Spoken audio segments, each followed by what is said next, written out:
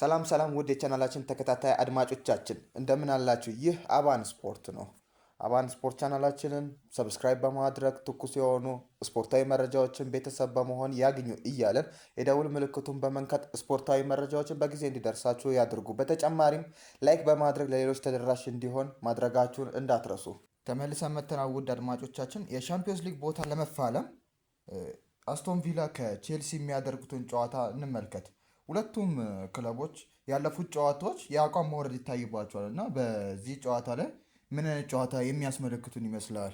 እሺ አኒሶ፣ ምናልባት ሁለቱም ቡድኖች በጣም ከባድ ጨዋታ ይሆንባቸዋል የዛሬው ጨዋታ ማለት ነው።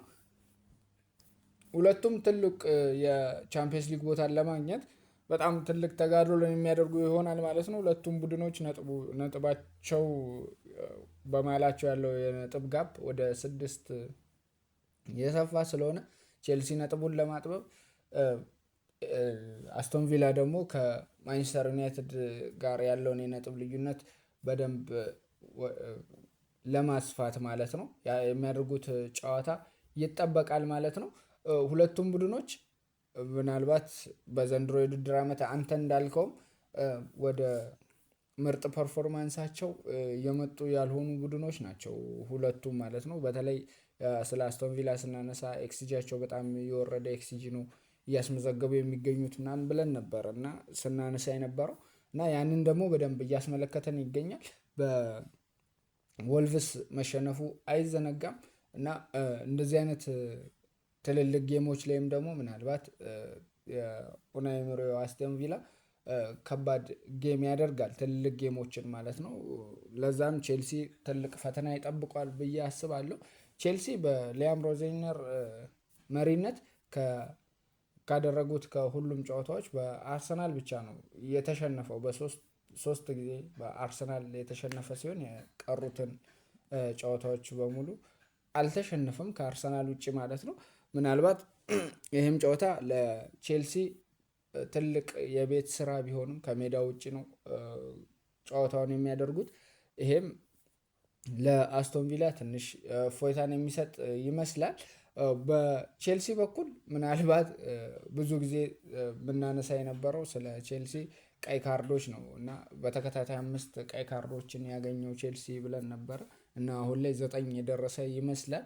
9 ቀይ ካርዶችን ተመልክቷል ቼልሲ ማለት ነው። በዘንድሮ የውድድር ዓመት የቼልሲን ያህል ቀይ ካርዶችን በፕሪሚየር ሊጉ ያገኘ የለም። እንደ አውሮፓም ደግሞ 11 ቀይ ካርዶችን አግኝቶ በአንደኝነት እየመራ ይገኛል በቀይ ካርዶች ማለት ነው።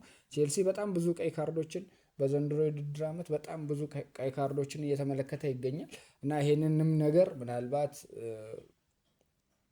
ህጻናት አይደሉም አንደር 20 ብለን የምንጠራቸው አይነት ተጫዋቾች አይደሉም ቀይ ካርዶችን እየተመለከቱ የሚገኙት። እንደ ዌስሊ ፎፋና የቤስት 11 ቼልሲ ቤስት 11 ውስጥ የሚገባ እንደ ኔቶ ያለ ተጫዋች ቀይ ካርዶችን እየተመለከተ የሚገኙት ማለት ነው እና ይሄ ቀይ ካርድ ምናልባት ለቼልሲ ትልቅ የራስ ምታት ነው። ራሱን በራሱ እየገደለ ያለ ቡድን ይመስላል ቼልሲ ማለት ነው እና በአስቶን ቪላ በኩል ደግሞ ያንን የመሰለ የ9-10 ጨዋታ በተከታታይ ጌሞችን የማሸነፍ ነገር በአስቶን ቪላ በኩል በጣም የቀዘቀዘ እና በጣም የወረደ አስቶን ቪላ እየተመለከትን እንገኛለን። ምናልባት የሮጀርስን ያንን ግሩም ግቦችን የሚጠይቅ ጌሞች ናቸው እና ሁሉንም ጌም ደግሞ በእንደዚህ አይነት ግሩም ግቦች ማሸነፍ ከባድ ነው። ምናልባት ጌሞችን ጎሎችን ፈጥረ የጎል ዕድሎችን ትልልቅ የጎል ዕድሎችን ፈጥረህ ማታሸነፍ ከሆነ ምናልባት ሌላም ትልቅ የቤት ስራ የሚጠብቅ እና ጌሞቹም ደግሞ እያንዳንዱ የፕሪሚየር ሊግ ቲሞች አንተ እንደዚህ አይነት ጌሞች የምትጫወት ከሆነ ብሉፕሪንት ያገኛሉ። በጣም ትልቅ ያንተን ክፍተት እና ያንተን ትልቅ አቅምን ስለሚለዩ ማለት ነው። ያ ደግሞ እያንዳንዱን ሌሎችን ተጋጣሚ ለነሱ አሪፍ አድቫንቴጅ ነው እየሰጠ የምትሄደው። ያ ደግሞ ለቪላ ላይ እየተመለከትን እንገኛለን ያንን ክፍተት ማለት ነው እና ከቦክስ ውጭ ነው ስኮር እያደረገ የመጣው የነበረው። ከዛ በኋላ ምን አደረጉ? እንዳለ ቡድኖች ያንን ክፍተት መዝጋት እየጀመሩ በመጡ ቁጥር አስቶን ቪላ ጌሞችን ማሸነፍ ሳይችል ቀርቷል ማለት ነው። እና ይሄም ጨዋታ በሁለቱ በኩል ትልቅ ግምት ይሰጣል። ሁለቱም ጌሞቹን ማሸነፍ ግዴታቸው ውስጥ የገቡ ይመስላል። ምናልባት የሊቨርፑል ትላንትና ባልተጠበቀ ሁኔታ በወልቭስ መሸነፍ ለቶፕ ፎር ያለውን ትልቅ ተጋድሎ ዘንድሮ ምናልባት 5 ቡድን የሚገባ ከሆነ እስከ ቶፕ 5 ድረስ ቻምፒየንስ ሊግ የመግባት ትልቅ አድቫንቴጅ የሚኖራቸው ከሆነ ሌላም አንድ ተጨማሪ ቡድን ለመግባት ትልቅ አድቫንቴጅ ሆነ። እንደዛም ቢሆን ማንቸስተር ዩናይትድ በጣም በጥሩ ፎርም ነው የሚገኘው። አስቶን ቪላ በጣም እየወረደ ይገኛል። ሊቨርፑል ወጥ አይደለም፣ ወጥ ነው ብለን አንስተን ነበረ።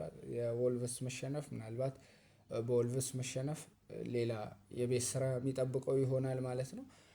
ጌሞችን ወደ ማሸነፍ መግባት ይጠበቅበታል። እንደ ቼልሲ ያለ ደግሞ በፕሪሚየር ሊጉ ላይ በጣም የተቸገረ የሚገኝ ቡድን ነው። ነጥቦችን ባይሸነፍም ድሮፕ እያደረገ የመጣ ቡድን ነው ማለት ነው። እንደ ቪላ ያለም የወረደ ከአርሰናል እና ምናልባት አርሰናል እና ማንቸስተር ሲቲ በቀጥታ ለዋንጫ ፉክክር እየተፎካከሩም ስለሆነ በቀጥታ ያለፉ ሲሆኑ የቀሩ 5 እንኳን ቢሆን 4 ቡድን ከ1 እስከ 5 ቻምፒየንስ ሊግ ቦታ የሚገባ እንኳን ቢሆን አንድ ቡድን አውት ኦፍ ቻምፒየንስ ሊግ መሆኑ ስለማይቀር ለዛችን ቦታ ራሱ የመጋደል ትልቅ ቦታ ለማግኘት የዛሬውን ጨዋታ በቼልሲ በኩል በተለይ ማሸነፍ ግዴታ ውስጥ የገባ ይመስላል። ባለፈው ሳምንት በአርሰናል ከተሸነፈ በኋላ ያለው የነጥብ ልዩነት አሁንም ወደ 6 ከሶስተኛ ጋር ካለውም ከአራተኛ ጋር ካለውም ጋር ያለው የነጥብ ልዩነት ወደ 6 የሰፋ ስለሆነ ማለት ነው። ምናልባት የሚሸነፍ ከሆነ ዛሬ ደግሞ ወደ 9 የመስፋት እድሉ ሰፊ ስለሆነ የሚሸነፍ ከሆነ 9 ስለሚሰፋ ቼልሲ ወደ ቻምፒየንስ ሊግ ለመግባት ነገሮች እየከበዱበት ይመጣሉ ማለት ነው። ስለዚህ ይህንን ጨዋታ ማሸነፍ ግዴታ ውስጥ የገባ ይመስላል እና ከማንቸስተር ጋርም የእርስ በርስ ግንኙነት ስለሚኖሩ እንደዚህ አይነት ጌሞች የእርስ በርስ ግንኙነት ውስጥ ላይ ያለ የምታሸንፍ ከሆነ የ6 ነጥብ ጨዋታ ስለሚሆን ማለት ነው እንደዚህ አይነት ጌሞችን ግዴታ ማሸነፍ ይኖርብሃል ማለት ነው። ስለዚህ ቼልሲም ይሄንን ጌም የሚያሸንፍ ከሆነ በደንብ ይጠጋል ማለት ነው ወደ ቻምፒየንስ ሊግ ቦታ። ከሊቨርፑል ጋር ያለው የነጥብ ልዩነት 48 እኩል ያደርግና ካሉት ከሶስተኛ ጋር ከሚገኘው ጋር የነጥብ ልዩነቱን ወደ 3 ያጠባል። ማንቸስተር የሚያሸንፍ ከሆነ ወደ 6 ያሰፋዋል ማለት ነው መልሶ እና ይህንንም ምናልባት ቼልሲ በጣም ትልቅ የቤት ስራ ይጠብቋል ማለት ነው። በዛሬው ጨዋታ ወደ ቪላ ፓርክ ተጉዞ ነጥቦችን ለመውሰድ ማለት ነው። በቼልሲ በኩል ብዙ እንጠብቃለን ብዬ አስባለሁ። የቻምፒየንስ ሊግ ቦታውን በጣም ውድድሩን በደንብ ለማጦዝ ማለት ነው ቼልሲ ይህንን ጨዋታ የሚያሸንፍ ከሆነ ለቶፕ 4 ያለው ቦታ ለመጫወት በጣም ትልቅ አድቫንቴጅ ይኖረዋል ብዬ አስባለሁ። ካልሆነ ግን ነጥቦችን ድሮፕ የሚያደርጉ ከሆነ የነጥብ ልዩነቱ ወደ 9 ስለሚሰፋ በጣም ከባድ ይሆናል ማለት ነው በቼልሲ በኩል። በቪላ በኩልም ደግሞ የዚህ በተከታታይ የመሸነፍ አዙሪት ውስጥ ነው ያለው። ከዛ አዙሪት ውስጥ ደግሞ ለመውጣት ግዴታ እንደዚህ አይነት ጨዋታዎችን ትልቅ ጌም ነው በራስ መተማመንን ለመጨመር ግዴታ እንደዚህ አይነት ጨዋታዎችን ማሸነፍ ይኖርባቸዋል። በቪላም ደግሞ ቻምፒየንስ ሊግ ውስጥ ለመግባት ግዴታ እንዲህ የእርስ በርስ ግንኙነት ለቼልሲ እንደተጠቀመው ይህም የ6 ነጥብ ልዩነት የ6 ነጥብ ጌም ስለሆነ እንደዚህ አይነት ጌሞችን ማሸነፍ ይኖርበታል ማለት ነው በቪላ በኩል እና በአጠቃላይ በቻምፒየንስ ሊጉ ለመሳተፍ እርስ በርስ ይገናኛሉ። በተለይ ቪላ የመውጣት ቻንሱ ከፍተኛ ነው። ምክንያቱም ከሁሉም ትልልቅ ቡድኖች ጋር ይጫወታል። ከሊቨርፑል፣ ከሲቲ፣ ከዩናይትድ አሁን ዛሬ ከቼልሲ ይጫወታል። እንደዚህ አይነት ጌሞች ደግሞ የእርስ በርስ ግንኙነቶች በጣም ከባድ ያደርጉታል ማለት ነው ለቪላ። ነጥቦችን ድሮፕ ማድረግ ደግሞ ለቪላ ቶፕ 4 የመውጣት አዝማሚያ ይታይበታል ማለት ነው። በፊት ስናወራ እንደነበረው ለፕሪሚየር ሊግ ታይትሉ ምናልባት ተፎካካሪ ይሆናል ብለን አንስተነው ነበር ቪላን ማለት ነው። ሁለተኛ በነበረ ታይም እንደዛ ብለን አንስተን ነበር። ነገር ግን በደንብ ነጥቦችን ድሮፕ እያደረገ በጣም ከቶፕ 4ነት እየወጣ ይገኛል ማለት ነው። ጨዋታው በጣም አጓጊና ተጠባቂ ይሆናል ብዬ አስባለሁ በሁለቱ በኩል። እስከ ፕሮግራማችን ፍጻሜ ድረስ አብረናችሁ የቆየ ነው እኔ አኒስ አህመድ እና አብርሃም ዳንኤል ነበር። አብራችሁን ስለነበራችሁ ከልብ እናመሰግናለን። ሰብስክራይብ ያላደረጋችሁ ሰብስክራይብ አድርጉ። ሰብስክራይብ ያደረጋችሁ ደግሞ ተጨማሪ መረጃ እንዲደርሳችሁ የደውሉን ምልክቱን ተጫኑ። የዛሬ ፕሮግራማችን ይህን ይመስላል። መልካም ቀን ይሁንላችሁ።